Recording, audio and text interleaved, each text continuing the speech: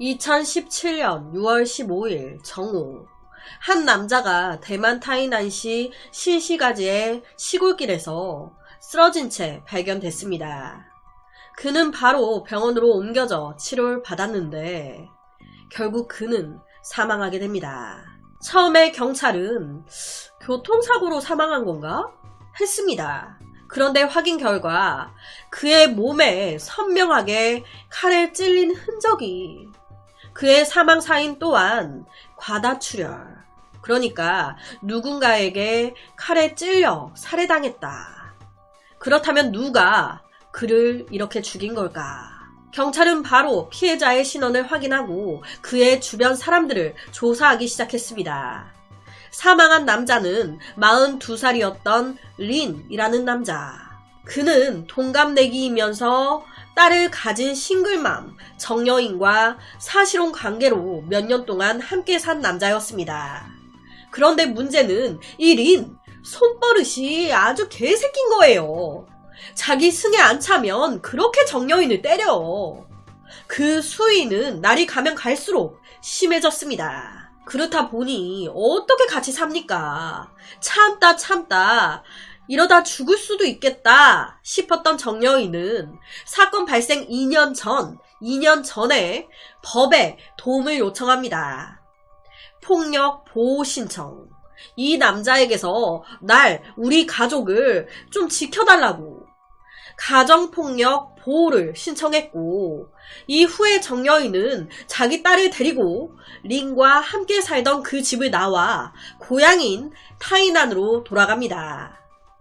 정여인이 타이난으로 돌아간 후에 이런 폭력 쓰는 놈들의 특징이 있죠. 내가 잘못했어, 돌아와, 이제 안 때릴게, 막 설득을 하기 시작합니다. 그런데 미쳤다고 다시 가겠습니까? 또 때릴 게 뻔한데. 그러니까 정여인은 선을 계속 그어요.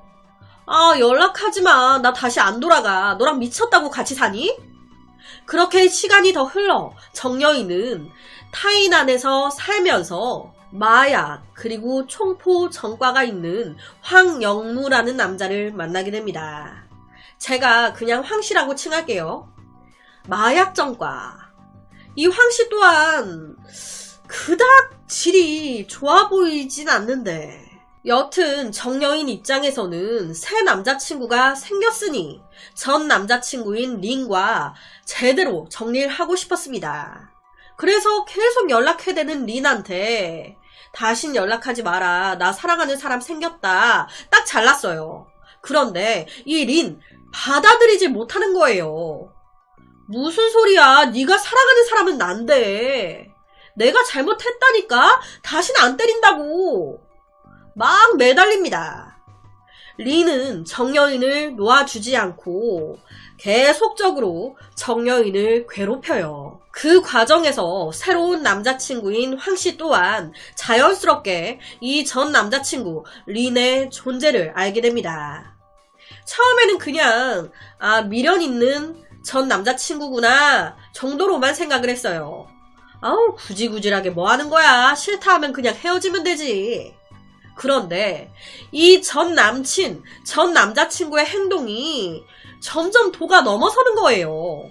그러면서 약간 삼각관계처럼 돼버린 겁니다. 이 전 남친 린은요, 새로운 남자친구 황씨의 존재를 딱 알고 바로 황씨 뒷조사를 합니다. 이놈 마약 전과가 있으면서 정신 못 차리고 또 마약 매매를 하고 있네. 바로 그냥 경찰에 황씨를 꼬질러버려요. 그러면서 당연히 황씨는 전 남친 린 죽여버리고 싶었겠죠. 안 그래도 내 여자친구 힘들게 하는 것도 마음에 안 들어 있었는데, 이 새끼 이거 뭐야? 지금 해보자는 거야? 서로 안 좋은 감정이 막 쌓여있는 상황에서 사건 당일인 2017년 6월 15일, 그날 정여인은 딸을 데리러 가려고 차를 운전하고 있었어요. 그런데 갑자기 전 남친 린이 오토바이를 타고 나타난 겁니다. 그리고는 정여인 차 옆에 오토바이를 딱 대더니, 야, 저기 차 세워, 좋은 말로 할 때 세우라고. 오늘 단판을 짓게 차 세우라고. 씨. 내리겠습니까? 무슨 짓을 할 줄 알고. 절대 안 내리죠. 그냥 이런 린의 말 무시하고 계속 차를 몹니다. 하지만 이런 모습에 린은 막 더 화가 나는 거예요. 뭐야, 네가 지금 내 말을 무시해? 포기하지 않고 계속 오토바이를 타고 뒤쫓아옵니다. 아니, 계속 뒤에서 오토바이를 타고 쫓아오니까 얼마나 무섭습니까? 그의 폭력성을 내가 뻔히 아는데 지금 열받아서 쫓아오는 게 보이는데. 그러니까 무서움에 정여인이 운전을 하면서 바로 황씨한테 전화를 건 거예요. 자기야, 지금 전 남친이 계속 쫓아와. 차에서 내리라고 난리야. 어떡해. 그러니까 이 말에 황씨가, 아씨, 진짜 그 미친 새끼. 내가 오늘 너랑 단판을 지어야겠다. 자기야, 우선 그럼 남쪽 140번 도로 쪽으로 계속 달려. 내가 지금 그쪽으로 갈게. 라고 된 거예요. 이 말에 정여인은 남쪽 140번 도로 쪽으로 향했고, 정여인과 전 남친 린이 사건 발생 지점을 딱 지날 때, 그때 황씨가 차를 몰고 나타난 겁니다. 두 남자가 여기서 딱 마주친 거예요. 린도 나름 정여인에게 화가 나 있는 상태. 그리고 이 황씨도 자기 여자친구를 괴롭히는 린에게 화가 나 있는 상태. 황씨가 딱 차를 몰고 속도를 팍 올립니다. 그리고 오토바이를 타고 정여인의 차를 쫓아가고 있는 린의 오토바이를 그냥 뒤에서 들이받아버려요. 지금 뒤에 동그라미를 친 게 린이에요. 이 황씨가 차로 치고 가는 영상을 제가 지금 캡처를 한 거거든요. 딱 치이는 장면. 이 때문에 오토바이에 타고 있었던 린은 바닥에 쓰러집니다. 제가 이 영상을 가지고 오려고 했는데 이게 유튜브 규정상 좀 자극적이라고 걸릴 것 같아서 제가 그냥 캡처 화면을 가지고 왔거든요.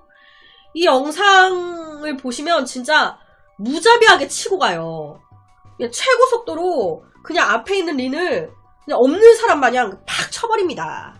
린이 오토바이에서 떨어지자 이 모든 모습을 황씨는 백미러를 통해서 다 보고 있었습니다.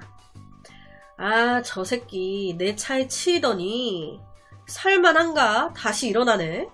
그러더니 주위 사람들한테 도와달라고 도움을 요청하려고 하네? 누구 마음대로. 그러니까 바로 다시 차를 후진시켜가지고 린이 있는 곳으로 와서 차에서 내린 거예요, 이 황씨가. 그리고 놀래서 어리벙벙해 있는 주위 사람들한테 말합니다. 아, 이 새끼 도와주지 마세요. 내가 오늘 이 원수 새끼랑 단판을 지으려고 하니까 그냥 무시하고 갈 길 가세요. 야, 너는 오늘 내 손에 뒤졌어. 아니, 황씨가 이렇게 딱 말을 하니까 막말로다가 이 전 남친 린 쪼른 거예요. 와, 이 새끼 보통 놈이 아닌 것 같거든. 오늘 진짜 무슨 사단이 날 것 같거든. 그러니까 막 급한 대로 지나다니는 다른 차들한테 막 도와달라고 소리 지르고 길가에 있는 돌을 집어들고 가까이 오지 말라고 저항을 했습니다. 그런데 이런 린의 모습을 보니까 이 황씨는 더 짜증이 나는 거예요. 이 새끼가 나랑 이렇게 만나면 쫄 거면서 왜 그렇게 나댔니? 린의 모습에 황씨는 조용히 자기 차로 다시 갑니다. 그리고 트렁크에서 흉기를 들고 차도에서 막 도망치려고 안간힘을 쓰고 있는 린한테 가요.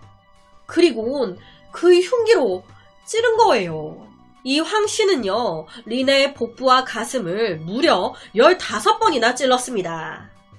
자기 여자친구를 계속적으로 괴롭혔다는 그 화, 그리고 자기까지 막 뒷조사해가지고 경찰에 꼬지른 거, 막 모든 분노를 다 쏟아낸 거예요. 그 후에 도망쳤습니다. 그렇다면 여기서 한 가지 궁금한 게 생깁니다. 두 남자가 이 난리가 났을 때 정여인은 어디에 있었을까? 정여인은요, 딸을 데리러 가는 중이었잖아요. 그냥 내 남자친구 황씨가 알아서 처리하겠지 하고 계속 그냥 딸을 데리러 갔습니다. 딸 데리러 갔어요. 남쪽 그 도로 지나서 그대로 딸한테. 그리고 황씨가 남아 전 남친 린을 처리한 거예요. 이 모든 걸 알게 된 정여인은요, 전 황씨가 그를 죽일지는 몰랐어요 라고 말을 했습니다. 하지만 모든 의심의 가능성을 열어놓고 있어야 되는 경찰은 사망한 린이 평소에 당신을 좀 많이 괴롭혔던데 아싸리 그날 정여인 당신이 남자친구였던 황씨한테 전 남친 린을 좀 죽여달라고 부탁했던 거 아니에요? 그래서 황씨가 그날 칼을 가지고 갔고 죽인 거 아니에요? 뒤에서 당신이 사주한 거 아니냐고 의심을 했습니다. 하지만 정여인은 끝까지 억울하다는 거예요. 그러지 않았다고. 경찰은요, 되물었어요. 아니, 전 남친 린이 그렇게 자기를 쫓아오면서 위협을 했으면 경찰에 신고를 했었어야지. 왜 남자친구 황씨에게만 연락하고 만 건지 이해가 안 된다. 왜 경찰에는 신고를 안 했냐? 그랬더니 정여인이 하는 말이 그래도 전 남친이라고 린이 경찰한테 잡히는 건 또 원치 않았다는 거예요. 그냥 조용히 우리 선에서 마무리하고 싶었다고. 이 정여인은요, 사실 이 사건 며칠 전에도 린이 갑자기 연락을 해와가지고는 다짜고짜 모텔에서 같이 자고 싶다고 같이 자자는 거예요. 저는 어이가 없어서 싫다고 했고 이 사실을 남자친구인 황씨에게 말했죠. 그것 때문에 저랑 황씨랑도 둘이 막 싸우기도 했어요. 네가 막 여지를 주니까 이놈이 이딴 말을 하는 거 아니냐. 그런데 전 여지 준 거 없었거든요. 여튼 며칠 전에 린이 이런 말까지 했다는 걸 알고 황씨가 린을 향해서 엄청난 분노를 드러냈었어요. 그런데 당연히 그랬겠죠. 황씨 남친 입장에서는 전 남자친구가 이딴 말을 했다는데 찜찜하잖아요. 상황이 이렇게 되니 정여인 입장에서는 내가 전 남친 린에게 연락이 오거나 보게 되면 꼭 현재 남친 황씨에게 얘기해줘야겠다 라고 생각을 한 거예요. 괜히 오해하게 되면 안 되니까 이제 전 남자친구와 엮이는 모든 일을 현 남자친구에게도 말을 해줘야지. 그래서 그날 린이 쫓아왔을 때 바로 황씨에게 전화를 했었다는 거예요. 황씨가 잡히기 전에 이 정여인이 먼저 경찰 조사를 받았어요. 당연히 얼마 지나지 않아 정여인에게 황씨가 연락을 해왔습니다. 정여인은 이 황씨한테 자수하라고 계속 권했어요. 내가 이때까지 겪은 고통, 억울함, 자긴 잘 알고 있잖아. 자기까지 이러면 난 정말 감당할 수 없어. 자기야, 자수해. 나 기다릴게. 하지만 황씨는 정말 미안하다. 나도 그러고 싶진 않았다. 하지만 내가 그를 죽이지 않으면 그놈은 계속 널 괴롭힐 텐데 내가 너와 함께하기 위해선 내 목숨을 바쳐 그를 죽일 수밖에 없었다. 당신을 평생 고통에 떨며 살게 만들 순 없었다. 미안하다. 라고 말을 했습니다. 이 정여인은요, 경찰한테 제가 린과 오랫동안 만났어요. 같이 오래 살았습니다. 그런데 린은 행동 하나하나 절 통제하려고 했고 의심했고 때려댔어요. 제가 화장실 가는 것조차 마음에 안 들어서 화장실 문도 항상 열어놓고 닫지도 못하겠습니다. 한 번은 제 친구가 저희 집을 찾아왔는데 뭐가 그렇게 마음에 안 들었는지 린은 갑자기 제 친구에게 화를 막 내면서 부엌칼을 들었어요. 그런 남자였습니다. 어떻게 같이 삽니까? 그래서 헤어지자고 했던 거예요. 그것도 2년 전 린과 헤어졌지만 정작 린은 이를 받아들이지 못했고 헤어졌다고 생각하지도 않았습니다. 절 괴롭히는 걸로 모자라서 미성년자인 어린 제 딸까지 건드리려고 했다고요. 린은 제가 안 만난다고 계속 거부하니 제 가족까지 위협했습니다. 죽인 황씨가 아닌 죽은 린에게 문제가 많았어요. 이런 린의 행동을 알게 된 황씨는 저한테 경찰에 신고하라고 얘기했었습니다. 하지만 제 입장에서는 이미 가정폭력 보호 명령 신청을 했었는데 지금 보세요. 보호 신청하면 뭐합니까? 계속 똑같이 이놈은 우리 가족을 협박하고 날 협박하고 하는데 법이 우릴 보호를 못 해주고 있는데 내가 경찰에 신고해봤자 제대로 보호 처리를 해주겠나 보호해주겠나 생각이 됐던 거예요. 괜히 이 린을 더 화나게 만들지 않을까. 린은 자주 저희 집에 찾아와 소란을 피웠습니다. 심지어 제 어린 딸을 때리고 성추행까지 하려고 했어요. 라고 경찰에게 말을 했습니다. 온니 모든 죄가 황씨에게 있진 않다고. 이 모든 걸 황씨는 알고 있었다고. 린은 늘 정여인한테 나 자기 돌아오길 기다릴게. 알겠지? 날 벗어날 생각은 하지마. 네가 계속 날 피하잖아? 난 널 어떻게든 찾아내서 계속 널 힘들게 할 거야. 너뿐만이 아닌 가족들까지 싹 다 힘들게 만들 거야. 그러니까 서로 힘 빼지 말자. 응? 나 너 사랑해. 알잖아. 라고 말을 했었다고 합니다. 한 가지 이런 생각도 들어요. 피해자인 정여인이 계속 린의 이런 문자나 전화 찾아왔을 때 등등 다 받아줬어요. 전화도 받고 문자도 답장해주고. 아니 무시했으면 안 됐나? 어차피 받아줄 것도 아니면서 왜 자꾸 답장을 하고 연락을 하면서 화를 돋군 건지 라는 생각이 듭니다. 그런데요, 이것도 이유가 있었어요. 한 사회복지사가 이런 고민이 있는 정여인한테 린과 너무 확 멀어지려고 하지 말고 천천히 거리를 두라고 얘기했던 거예요. 확 멀어지려고 하면 괜히 미친놈한테 더 자극이 될 수 있으니 자극 주지 말라고 천천히 거리를 두라고.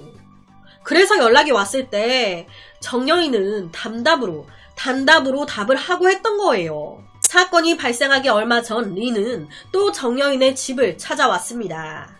그리고는 또 말도 안 되는 억지를 부리기 시작한 거예요. 그러면서 두 사람은 싸우기 시작했고 결국 또 개같은 습관. 이 린은 또 정여인을 때렸습니다. 그리고 어린 딸을 성추행까지 했어요. 당연히 황씨 없을 때. 이 모든 걸 알게 된 황씨는요, 정말 너무너무 화가 나서 린을 죽여버리고 싶었습니다. 그런 상황에서 딱 기회가 왔고 그래서 죽였던 거예요. 경찰은요, 범인이 황씨라는 사실을 파악했지만 그를 잡긴 어려웠습니다. 왜냐? 당시 황씨는 나이가 60에 가까웠어요. 그런데 인터넷을 너무 잘해. 페이스북 계정만 7개에서 8개를 가지고 있었고요. 핸드폰이나 카드도 막 불법으로 며칠에 한 번씩 갈아치우는 거예요. 못 찾게끔, 추적 못하게. 그렇다 보니 경찰은 그의 행방을 파악할 수가 없었고 결국 지명 수배까지 하게 됩니다. 그렇게 시간이 무려 1년이 흘러요. 1년 동안 도망 다닌 거예요. 경찰의 기억 속에도 이 사건이 흐릿흐릿해질 무렵 2018년 8월 경찰은 마약 사건에 단서가 잡혀서 대만 난터우의 한 공장에 마약 조사를 하러 가게 됩니다. 그런데 거기에 낯이 익은 한 남자가 있어. 낯이 익은데 황씨네. 그렇게 잡혔습니다. 마약 수사하러 갔다가 엉겹결에 살인자를 잡은 거예요. 그런데 여기서 웃긴 건 뭔지 아세요? 지금 이 황씨가 살인을 저지른 이유가 뭡니까? 자기 여자친구가 전 남친의 괴롭힘으로 힘들어하고 있다고. 자기 목숨을 걸어서라도 그 남자를 죽여줌으로써 그녀를 좀 고통에서 해방시켜주고 싶었다고. 자기가 자기 입으로 그렇게 얘기했단 말이에요. 1년 전 여자친구의 정의를 위해 살해를 마다하지 않았던 황씨는 그 도망치는 1년 동안 다른 여자친구를 사귄 상태였습니다. 살인까지 마다하지 않을 정도로 사랑했다면서 도망치는 1년 동안 곳에 다른 여자가 생겼네. 정여인이 누구야 이씨. 난 지금 널 사랑해.